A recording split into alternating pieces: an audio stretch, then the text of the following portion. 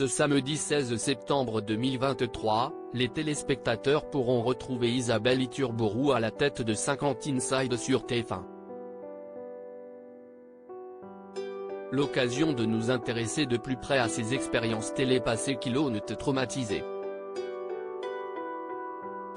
Place à un nouveau numéro du magazine People 50 Inside ce samedi 16 septembre sur TF1, avec toujours à la place de Nikos Aliagas une nouvelle recrue pour le groupe télé en cette rentrée 2023, Isabelle Iturbourou. Mais la maman de Mia, née de ses amours avec le musicien Maxime Nucci qui était apparu à l'écran pour sa rentrée sur la première chaîne, n'a pas toujours officié comme commentatrice ou présentatrice. La preuve en 2007. CIST sur une antenne concurrente, celle de M6, que l'ancienne Miss avait tenté sa chance. Dans un télécrochet. L'ex-femme d'un célèbre joueur de rugby était en effet une des candidates de la saison 5 de Nouvelle Star, dans laquelle Julien Doré avait dévoilé tous ses talents, y compris au ukulélé.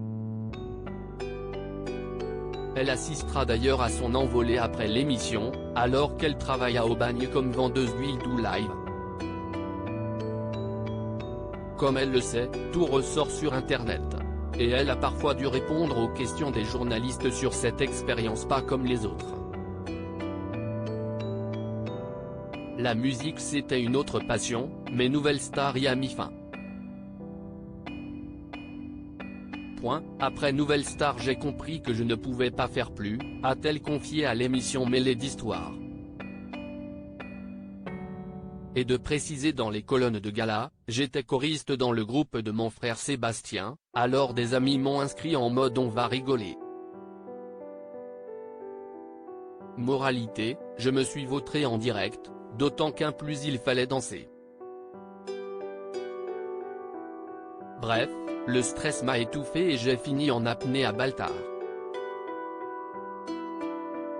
Une chute sur laquelle elle est revenue pour le buzz télévision cette semaine, moi je m'éclate lamentablement au premier prime. Avant de le faire quand personne ne le voit, non, moi je le fais quand il y a beaucoup de monde qui regarde, à la télé. Et celle qui se rêvait autrefois épicière l'assure également au sujet de ses débuts à Infosport, ce sont des images qu'elle ne voudrait plus jamais revoir. Et voici pourquoi, je donnais l'impression d'avoir 12 ans, j'étais couverte de plaques rouges et quant à mon accent du sud-ouest, une blague. Désormais installée à TF1, Isabelle Iturbourou traite en plus de 50 Inside du rugby sur les antennes de la chaîne privée, suite à son départ de Canal+.